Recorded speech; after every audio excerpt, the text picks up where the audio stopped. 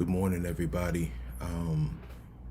So I wanted to kind of talk about what's been going on a little bit. I woke up this morning, more protests, more destruction. Seems like the cops are getting more and more violent towards us as we protest.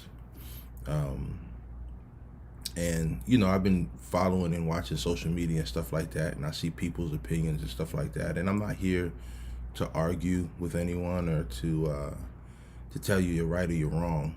I just want to kind of give my take on it a little bit further, because I know that this is a hard time, and I understand the problems that we're facing right now, and to make it worse, we're in the middle of a pandemic. So on top of the frustrations there, we've been kind of caged in and not able to do certain things. So I get it. There's a lot going on in this time. But I wanna try to make some sense of some things if I can, if you'll listen. And by no means am I telling you to be passive and not to address what's going on in our communities, not to address what the police are doing, not to be angry, frustrated, mad, all of the above. I have no problems with the protesting. I have no problems with people going out and letting their voice be heard in droves. But what I do have a problem with, and I'm going to be honest, is I do have a bit of a problem with the rioting. The reason why I have a problem with the rioting is because of the direction that the rioting is happening. We've made comparisons about rioting, that white people have rioted and looted and pillaged, and you're right, they have. But white people have always brought the fight to you. White people went to Africa to steal slaves, to steal black people. White people came to this country and committed genocide. They take the fight to your house. We, on the other hand, we leave the fight in our own homes. We leave the fight, or we create the fight on our own streets, in our own homes, in our own territories, and they're okay with that, because all they're going to do is collect insurance money and leave and never come back, and then we're going to have to go to the government telling them that we're underfunded. So the reality is that while I understand the cry for justice, while I understand that this police officer is she's at work, sir, and you know she's at work, so calm down. While I do understand the need for justice and the want for justice, I want us to be realistic in understanding that if we're really going to be about something and justify our outrage, violence, and looting and rioting, then bring that to the neighborhoods that don't care whether we live or die. Bring that over there. Burn their stuff down. You know what I'm saying? Light their houses on fire. Light they businesses on fire. Take it to their house, because that's what white people have done to us for years. They've come to where we are, and they've taken the fight to us. And then what we do is we just fight in our own neighborhoods. No. So that's why I don't agree with the rioting. The other thing that I've noticed is the silence of some of our woke brothers and sisters that are famous and not really saying too much. The only reason why I bring that up is because stop letting them entertain you and then get you hyped up, because in moments like this, they're gonna live in the houses that are with the people that don't really care if we live or die. All right, the houses that we built, we paid the money to watch them sing and shake their behind and give us rap lyrics about coke and guns and devaluing our women. We've bought, and I'm guilty, huge Jay-Z fan, Rough Rider, all that. But we've built their castles, and they're not going to leave their castles to come down here and fight with us. And you're seeing that because I haven't heard any one of them say anything. That some of them probably do, Ryan Frost. You're right. Some of them probably do.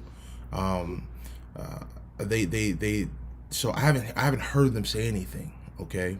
And please understand that the only reason why I'm telling you what direction to take the fight in is because I know that we're not going to go that direction. I know that we're not going to march the streets of the neighborhoods that they really don't want us in to make our voices heard. And that's the reality of it. I'm seeing other black people on social media. I saw this guy's name is Keith Wallace, and I actually think he's a very good rapper, positive brother. But Killer Mike was down in Atlanta because they're rioting down there. And Killer Mike was telling people to please go home and come back with a plan.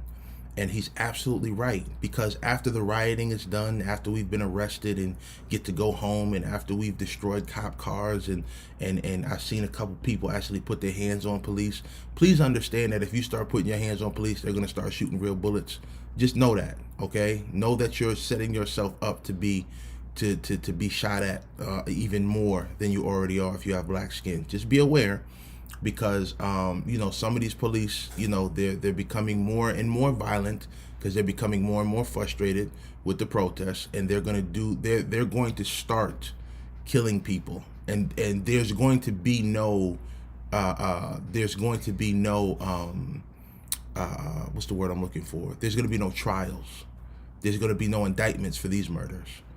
They're going to be justified in their rights based on what the city and what the news has covered. So I'm just making you aware that if people begin to get killed by the hands of police in these riots, there is no push for justice. They're just dead bodies in the streets, and that's what it's going to be. Just be honest with you, that's what it's going to be. So getting back to my point about us not seeing a big influence or a big push of influence or speech or anything from a lot of people that are famous and into the rights of blacks in this country. Haven't heard anything like that. Maybe I'm overlooking something, but it's been very quiet on that front. So I would suggest that we as adults stop lifting up these celebrities in times of chaos, because when these times come, they're going to lock their doors and they're going to be safe, and we're going to be the ones in the streets defending our homes and our children and our wives. So yeah, just want to put that out there, because I haven't really seen too many posts about any not Sean King and those guys. You already know they're out doing their thing, but where's Meek Mills and all of these guys? I don't know if they're doing anything. I don't know if they're out there. I don't know if they've said anything. Matter of fact, we can look right now, because usually on Instagram they'll say something, or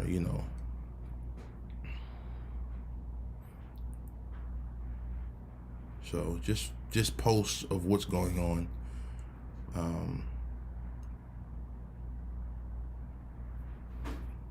But so Meek Mills just put a picture up. Who else?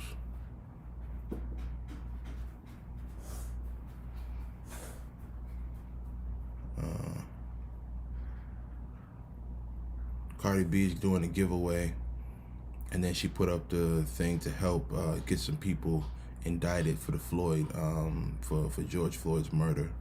So she's been speaking out and making comments in between, thirst traps, I guess, which I can't knock it. I mean, she's doing something, and the thirst traps are just what she does. What else here? I don't know, but anyway, they've been silent. That's not cool. I was talking to my brother last night. He lives in Texas, and one of the things that he's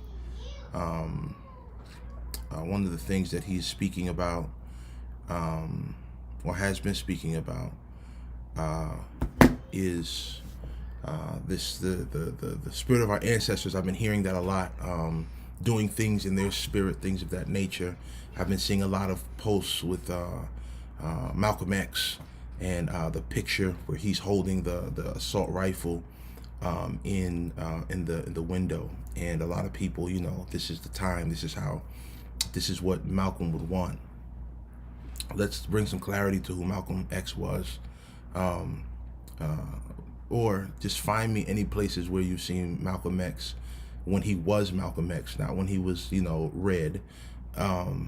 where he incited riots or took place in riots as the Nation of Islam. In fact, the Nation of Islam, one of their biggest things that they're known for is their discipline.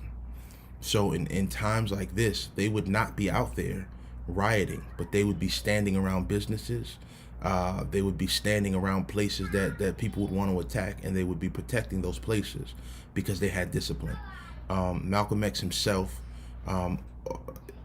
although his speech was deemed inflammatory, was not.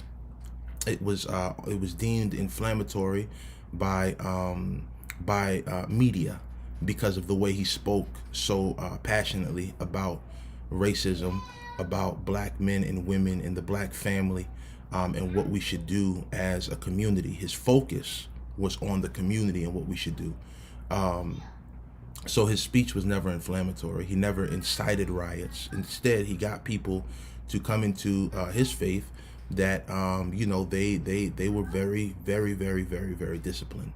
So that's not who Malcolm X was. The picture with him holding the gun and the idea of by any means necessary, in context, the gun was because he was receiving threats and he was going to protect his family by any means necessary.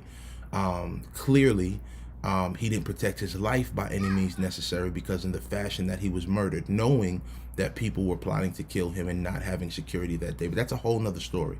The fact of the matter is that his thing was the protection of his family, even if he lost his own life, which I believe that he displayed to us. Let's talk about Martin Luther King a little bit, because a lot of y'all think he was soft and he doesn't really get mentioned in this time because a lot of people believe that he was basically soft. He was non-militant. Again, if we look at it from, if we don't let other people paint the picture of who these brothers were, they both asked for discipline for the people that were walking with them. Malcolm X had a bunch of disciplined brothers with him that stood their ground, but they were not going to be pushed over. They did not simply start fights and start doing crazy things because everybody else was doing them. They had a code of honor and discipline. Martin Luther King would tell you if you're going to march with him, and you cannot be nonviolent, meaning he understood the pressure that was going. He understood the pressure that people were going to be under when they went to go march. I see, man. Spider-Man. He understood the pressure that they were going to be under as they went to go march, that if they could not restrain... Hey, sir. Sorry. They only come out here and bother me when I'm on this. If I was laying on the couch, they'd be in their room. And I probably would have to ask them what they're doing. Zeke, go in the room with your sister. Zeke, go in the room with your sister. Take your pad with you.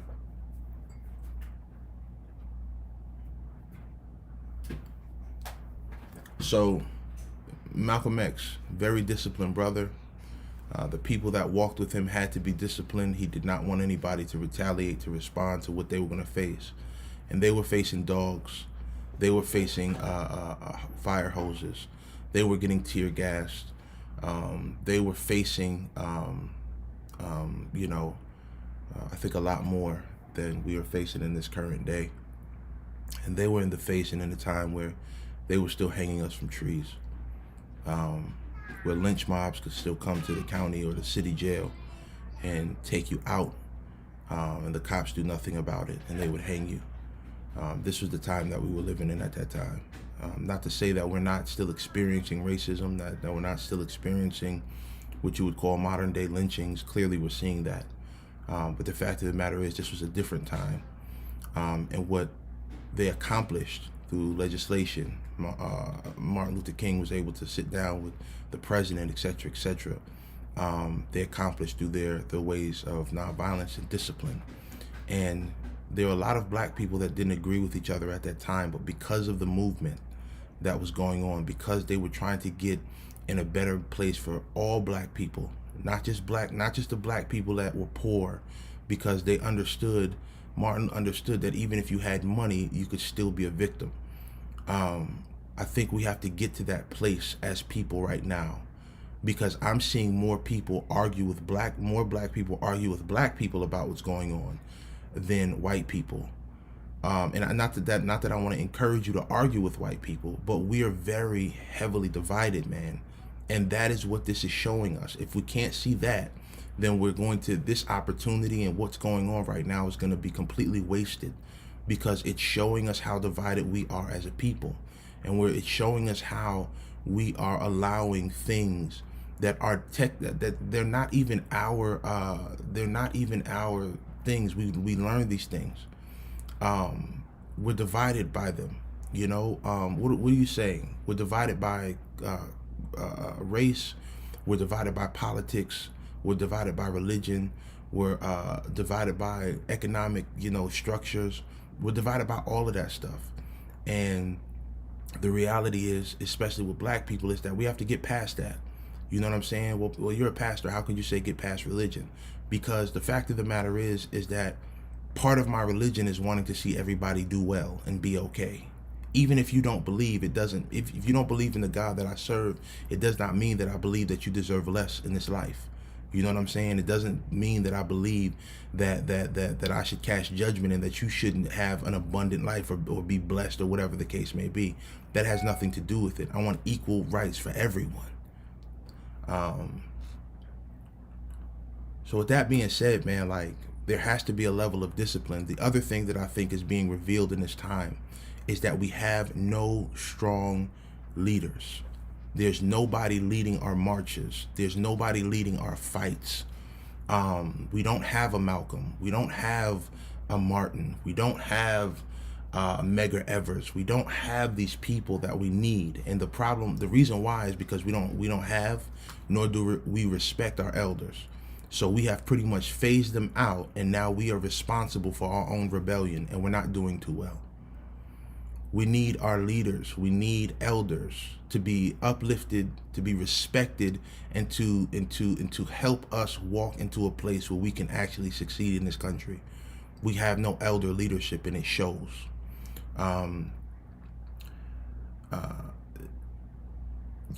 That's a problem, man. That's a problem. We have no elder leadership. We don't have people that are mature enough to challenge what we want to do in that moment. That's what we need. We need someone that wants to challenge us in that moment and say, hey, can you do this way? If not, then just don't march with us. Go do what you're going to do, but just don't march with us. Lastly, I touched on some of the leaders that we had back in the day, the Black Panthers. They were considered militant because they carried guns. And they carried, that's what we know them for, the black leather, the berets, the guns. The reality is a lot of these brothers and sisters were doctors and lawyers and college graduates, very educated. That gets lost in their story because we get caught up in the aura and the image of who they were, and we don't dive into the context of who they really were. Educated black brothers and sisters that knew the law. That's why the police couldn't really rock with them like that. That's why the police couldn't really do too much, because they knew the law as well as the police did. So we need this kind of leadership, man. We need educated, older, mature leadership that's going to explain to us what we need to do and how we can accomplish what we want to accomplish right now, because it's not going to get accomplished with us arguing back and forth on Facebook, disagreeing with each other. Like, people are literally falling out. Like, if you look at the last 8 years, we've fallen out about politics. We're falling out about where we stand with these riots right now. We're falling out about whether the country should be open or closed because of COVID-19. We're arguing with each other, and if we do that, a house divided will never stand. And that's what they want from us. They want us divided. They want us arguing. They want us getting attitudes with each other and not speaking again and blocking people and deleting people. That's what they want. That keeps us divided. So I want to challenge you, man, think about this logically. I do believe that the Black Panthers actually ambushed some cops and bodied some cops. Not to celebrate that, but they was about what they was talking about. We're not built that way today. I would love for you guys to think that there are guys out there, men and women like that are really about that. We're not. We're not. Most of our talking is done on social media.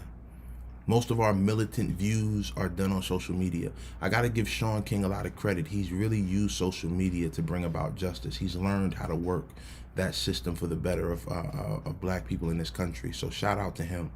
But for the most of us, we just going to talk on Twitter and Facebook and Instagram like I'm doing right now. I'm not going to riot, nor am I going to protest. Not because I don't care about what's going on in this country, but what's after the protest or the protest that could possibly turn into a riot. Let me say that, because nobody goes out, I think, to riot unless it's already popped off, and then you're going to whatever store you need something from. But the reality is, I'm not going to do that right now, because what's the plan after that? Like, how do we sit down and come up with a plan with our government, our local government, to deal with the issue and the tension between cops and civilians, especially black civilians? How do we deal with those tensions? How do we deal with our own neighborhoods? And I want you to notice, I'm not concerned about anything else at this point, but that this should be our focus right now, as a country, as a nation of black people. We have to come up with a plan of action. If there is no plan, there is no action. And right now, what we're seeing right now is just action. People taking to the streets, that's just action. But there's no plan. There's no plan. Have we set up meetings with anybody? Who we gonna talk to get this stuff taken care of? Who we gonna talk to? Who is in a position where they can sit in front of people of power and they can hear our voices? And then how long are we willing to wait things out? How long are we willing to stand our ground? How long are we willing to protest? Because the other problem is we're very short-minded. And what I mean by that is, this week we'll be rioting. Next week, everything will be back to normal. You know what I'm saying? So where do we start? Well, one of the areas that I think we have to start in is with our own community. And we have to get people that we trust to speak on our behalf. And then we have to begin to come up with a list of things that we need to bring to our local governments, things that are going on in our neighborhood, whether it's issues with the police, whether it's funding for certain things, whatever it is, those things need to be brought to government officials consistently. And we need people that can speak on our behalf.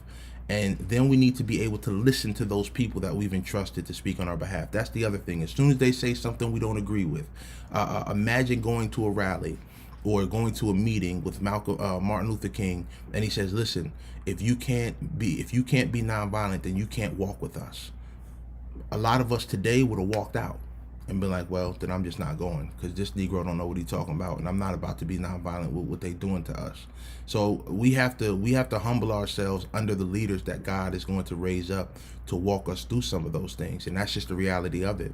We have a lot of young, angry people, which I understand the anger, I understand the frustration, I understand it because I see it just like they do.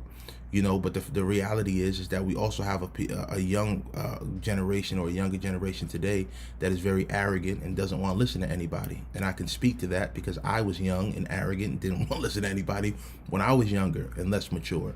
So, but we have to understand that in the days of Martin and Malcolm, that these were also young brothers that were speaking to young men and women that were seeing past their emotions and seeing that, hey, we can do something that could possibly cause change for the greater good. And we have to get that vision back. That vision has been lost.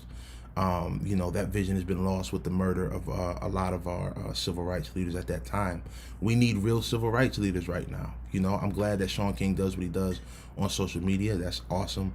I think that the knowledge that he brings to this generation is great, but I think that we need more. I think we need, people that are going to go out and say, hey, you know what? Let's go out here and organize some things and get some things done. Here's the reality of it. And I'll tell you why nobody wants to step up to the plate and really do it the way we saw it done back in the day. Because they killed those guys. And that's the reality.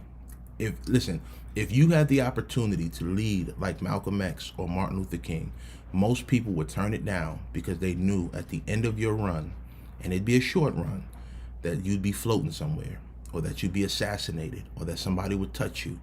And most people, no matter how mad they are at what's going on in this current climate, they don't want to risk their life for the good of those who they say they love the most. And that's a hard thing to ask anybody. So I'm not saying that they're wrong for that. I'm just saying that we can't expect to be like Malcolm, and we can't expect to be like Martin if you're not willing to pay that ultimate price. And most people not, and I understand why. Because look at where we are now. They paid the ultimate price, and look at where we are now. So, but we do need a plan. We do need a plan of action. We do need people in certain neighborhoods that can come together, and then those people in those neighborhoods connect with other leaders, and let's get on one mind, one accord. You know what I'm saying? Let's begin to start a chain of command, where it starts from your local city areas and spreads to state, and then it spreads from state to state, and all of these leaders can stay in contact. At best, you're talking about 50 people that can sit down, have a conversation, and give us a place of direction, and come up with a real agenda that can be heard in our local and our state and federal governments, because that's what we need right now. This stuff that we're doing right now, they're already prepared for riots. They're prepared for riots. They're prepared for uprisings. They're prepared for all of that stuff. They've got more guns than we do. They've got more trained, you know what I'm saying, like cops and military and all of that stuff than we do. So the fact of the matter is, that's not going to work. This is what we're doing right now. It'll go on for a couple of days, but I don't think it's going to work, man. And I really think that we're kind of wasting precious time. I think that we're putting ourselves in a very we're putting ourselves in a very crazy predicament right now. And I think that the predicament that we're in, it will not end or be fixed the way we're going by it right now. Like I talked to my brother, he lives out in Texas, my brother Byron, and he's angry and he's frustrated, and he's not just angry and frustrated with what he's seeing on TV, but he's angry and frustrated because of why we have to riot, or why we're rioting. He's pissed that a black man's life was taken away for something so trivial. And let me address that. Stop thinking because black people are not with the riots that we don't understand what incited it. Stop. Don't link those two, because you're discrediting how black men feel right now.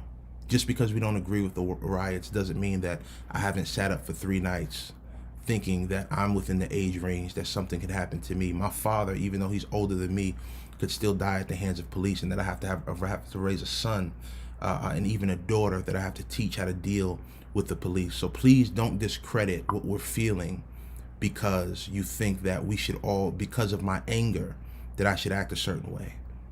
Don't discredit that, because you don't know what it feels like to be a black man and carry this skin. Okay? You don't know what it feels like. And if you do know what it feels like and you disagree, then that's fine. But when Floyd was killed, I'm still uneasy about it. I cried for like 3 days because I just don't understand what's going on right now. And then I get to thinking about our history and the things that we've endured in this country, the things that we've endured being taken from our land, the things that we've endured in slavery, the things that we've endured through Jim Crow and the civil rights movement. The fact that you could have actually walked outside and saw a black body hanging from a tree, and that was completely justified at that time. So don't think that I don't have those feelings coursing through my veins, or that I don't understand what's incited this. But I choose not to respond that way because I understand that I have to live here and I have to be here for my wife and children, because I know that if I'm dead, no one's going to watch after them and protect them the way I will. And the only way I'm willing to go is if it be by God's hand or I die protecting them. Those are the only ways I'm going. So just because there are black men and women out here that do not agree with the rioting, don't think for a second that they don't understand why people are rioting. We understand it. We just understand that it's a waste of energy and that nothing is going to be taken, like nothing is going to be done. This man got a third degree murder charge, and they're already saying that George Floyd didn't die of asphyxiation, I believe that's the word, but he died because of underlining issues. So what's going to happen is that he's going to either get off or he's going to get probation, and he's going to disappear, and then we're going to be right back out here in a few months rioting again because we're angry and nothing has changed. And in a few months we'll have another brother to riot about because another cop has done something stupid. So my thing is, it's a cycle that we're caught in, and you'll be caught in the cycle as long as you have no plan to get out of it. It's a cycle. How many people in the last couple of months have we had to get angry about and post about? The young woman who was murdered in her own home by the police because they went to the wrong door. What's the young man? Ahmaud Arbery. He was murdered jogging, and he was chased. You know, so listen, man. The fact that I'm able, when my son gets 15, 14, even younger than that I literally have film to show him of black people being murdered on camera to make him aware of what he's stepping into when he leaves our home, is frightening enough. That's frightening enough. That I literally have footage to show my son of black lives being taken. That he'll be able to watch a man take his last breath. I have footage of it. So don't discount how we feel just because we don't agree, because you don't understand. So, with that being said, I do not agree with the riots. I agree with the protesting, that's all right, but I don't agree with the riots. I don't think that it's really gonna make us any better. I don't think it's gonna get us anywhere. You know, as a pastor, and this time is time for Pentecost, and this has been, I would say, a big distraction for the body of Christ because, you know, there's a lot to think about. There's a lot to mull over. There's a lot of anger and frustration at this time. And, you know, we have to get back focused. So as a pastor, for you black men and women who are scared, who are nervous, who are thinking about going out and partaking in these things, I would ask you to get into your prayer closet before you make any decisions. I would ask you to allow the Lord to give you his answer for what you're trying to do right now. Now, some of y'all don't believe that way, and that's fine, but I'm talking to those who are in faith. One thing that I'm learning about our faith is that when God calls us to this thing, it seems to be all good for a while. You know, just like in the Bible, the disciples, they run around laying hands on people and, you know, casting out demons, and Christ was checking people for them, and it was great. And then they had to deal with the reality of God's will, which was Christ being crucified. They had to deal with the reality that Christ was going to leave them for a season. They had to deal with the reality that they were going to have to move on without him the way they knew him at one time. And that was frustrating for them, and it caused them to stray and to stumble. And he reveals himself to them again, and they come back. And then he says to go to a place, wait together. I'm going to send you the promise. And this is when the Holy Spirit comes, and this is what we're celebrating this weekend, to be endued with power from on high, the Holy Spirit. And the Holy Spirit gave them the ability. What happened? Well, she'll be back later, but you with me right now, pimpin'. I'm gonna get you something. I'm gonna order you something. Okay. All right. My children are hungry, so let me wrap this up. They were filled with power. They go out, they begin to preach, and what they're preaching is met with backlash, with resistance, whatever you want to call it. And but they continue to preach, they continue in their way, they continue in the ways of Christ, and they face death, certain death. And I'm sure a lot of people that believed didn't think that what they were doing was right because their response didn't always line up to the response that they felt they should have had. They got out of retaliating. They realized that what they were doing was bigger than what's going on right now. And what we have to understand is that there are other things happening right now that are bigger than this. And it sounds crazy, but how could a big God be doing something bigger than what he's doing right now? Because that's who he is, man. And we can talk about race and, you know, reconciliation and all that stuff, injustice, because he cares about that.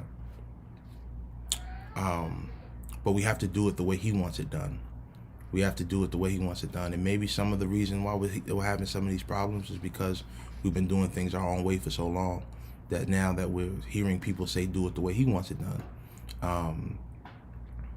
we're not willing to receive that. And before any of y'all get upset, this is the religion that the white man gave us. There's something called the Slave Bible that you can find and look up and look at all of the things that they took out in order for that you know, we couldn't understand what the word was saying.